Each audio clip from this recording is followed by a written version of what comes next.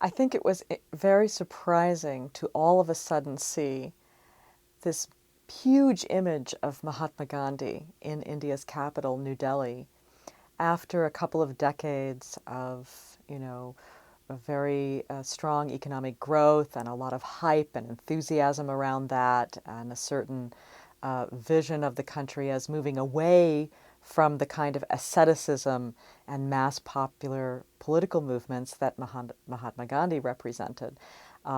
Even if Indians still, by and large, may revere Gandhi as the father of the nation, I think the feeling was that very few were attracted to a lifestyle that meant basically living in only hand-woven clothing of the simplest kind and eating very simple food and wearing, the very simplest of sandals. Because India has become one of the world's major consumer societies, and it's all about buy, buy, buy, and malls being built and all of that. So all of a sudden, here is this image of Gandhi in the nation's capital with thousands of people massed before it, and this gentleman, Anna Hazare, who is a Gandhian, has been active in turning around a little village over the course of several decades, very much on the Gandhian self-sufficient rural village model, which is kind of the opposite of the Gurgaon suburb of a megalopolis shopping mall model that is more what India's been investing in and projecting.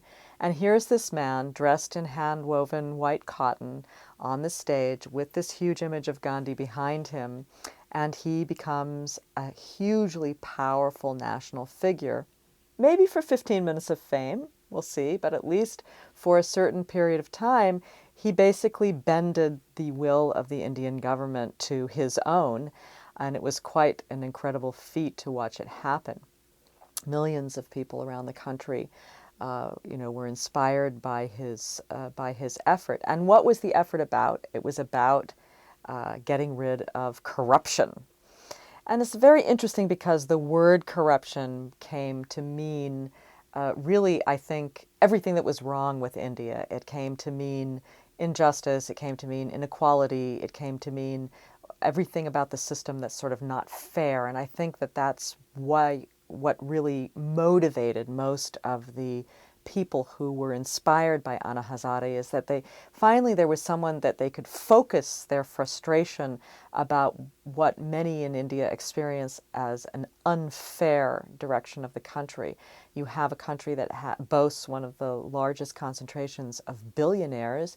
It's also a country where 40% of the world's malnourished children live, and where a very shocking percentage of the people live in conditions worse than those in sub-Saharan Africa. So the contrasts between the have-mores and the have-nothings, or the haves and the have-nots, have become very jarring. And the trickle-down theory that was supposed to lift millions out of poverty has not exactly worked, as well as those who have been cheerleaders for it have argued that it would work.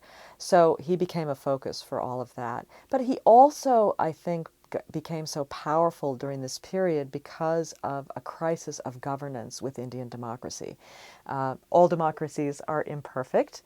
All political systems are imperfect. We tend to, especially as Americans, prefer democracy as the least imperfect of the imperfect systems. But all democracies are imperfect, but all in their own way. And the particular imperfections of Indian democracy have become more and more glaring in recent years. There's been an inability of the government to deliver enough basic services to enough of India's people. And that's really what's brought about this crisis. And corruption is, of course, part of the problem. There's basically kind of wholesale graft that's been going on, and very spectacularly over the course of the last couple of years, with a series of highly mediatized corruption scandals involving billions of dollars. Just the two most recent ones would be the Commonwealth Games, where you had, I'm making this up, but things like $15,000 toilet seats, And then this 2G scandal involving the Minister of Telecommunications, where you had top television journalists in the country recorded with the PR representative, kind of fixer for major corporations and private interests about, basically putting people in high positions of government power based on money that had been given and what those people would be expected to give back to their donors once they were in office. And this was all very shocking. And the scale also in the billions of dollars was very shocking. So this man became a focus of it. But is Anna Hazare really Gandhi? And is it enough to put a big picture of Gandhi in front of you and dress like Gandhi to cast yourself as a quote unquote new Gandhi? I don't think so. I really don't think that Mahatma Gandhi would have ever done some of the things that Anna Hazare and his movement did. For example, Mahatma Gandhi never had his followers chanting slogans saying, Gandhi is India, India is Gandhi. He never represented himself as an incarnation of the nation. Also, Anna Hazare has been very closely associated with the Hindu right.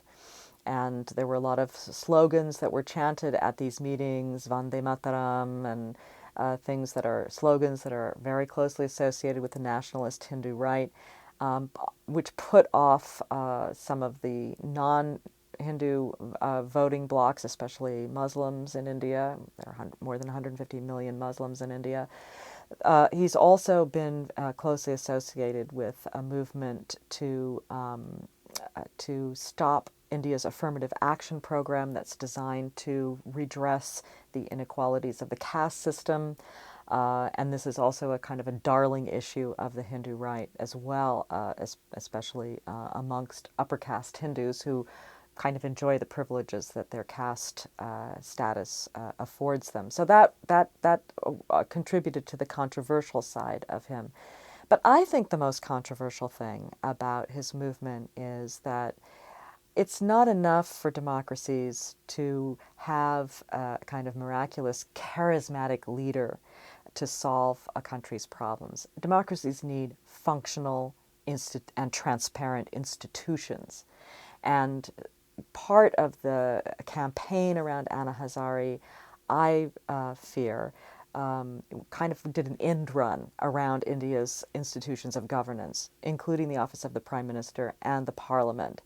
And that's a trend that I will be watching very carefully going forward because I think we can all agree that corruption is a big problem. We can all agree that India is experiencing a crisis of governance. We can all agree that there is reform and change that needs to happen.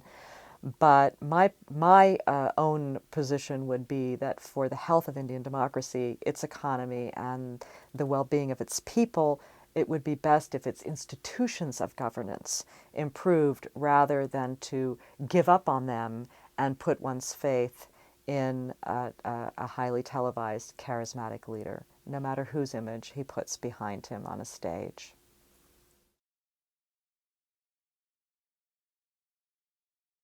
There are a lot of people who work outside the electoral process in democratic societies to affect political or social change, and that's a legitimate kind of activity in a democratic society. You can think about all kinds of non-governmental organizations that have political leanings. I mean, look at the role in the United States of PACs or MoveOn.org or the Tea Party or things like that. So I don't know that there's no space in democratic politics for political action outside of elections. But I think Shashi's point is a good one in the sense that, in exactly the sense of what I just said, that it's the reform of the institutions of governance that needs to occur rather than give up on them and have the country's problems solved by some charismatic leader who works outside those institutions. Because if that's allowed to happen, you don't have democracy, you have demagoguery.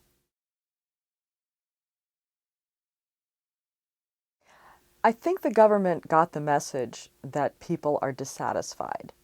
Everyone knows things are broken. Whether or not that will translate into the kind of systemic reform that needs to happen remains to be seen. There is currently a kind of a weak leadership on the part of the Congress-led government. The heir apparent to that government, Rahul Gandhi, was pretty much AWOL during the period of this crisis. It's not, he didn't step forward to, assert himself as an alternate kind of strong leader figure. And there really isn't another kind of alternative strong leader figure who is an elected official or is putting him or herself forward to run for office. And that's a problem. In terms of what people learned from it, I think they learned that when citizens, speak, at a certain point, governments have to listen. And that I think was a very exciting and valuable lesson. I've been asked if what happened in India was like what has happened in the quote unquote Arab Spring in some of the countries, Egypt and Tunisia and some of these countries earlier in the year and last year. And I think it's too facile a comparison to make, but it is true that social media played a role in getting the word out, that young people in particular were excited, and young people in India are looking at in many cases, dismal job prospects, and yet, their appetites for consumer products have been awakened, and they want a job so they can earn money, so they can buy stuff, and it's not always that easily translated into a change in their life. Television, however, played the most major role in this. And India has the largest terrestrial television network in the world. It also has a hugely developed satellite television network with hundreds of cable stations or satellite stations, 24/7 news, I don't know, maybe a dozen. There's so many 24/7 news channels. And this was being fed on television almost 24/7 for a certain period of time. And I think the role of social media may have been exaggerated, my feeling is, vis-a-vis the role that television played. But still, mass media did play a role, and people used that to call meetings, get people out in the streets in a new way. And I think that that's going to remain part of the political landscape. Even in the United States, you see Credo or Move On or the Tea Party, for that matter, using email, using email blasts, using Twitter, using Facebook, using these social media to get the word out. So this is not exclusive to far-flung countries in political crisis and their young people. This is just how people communicate now. And so I think in India, as in the rest of the world, you'll see more and more of that playing a role.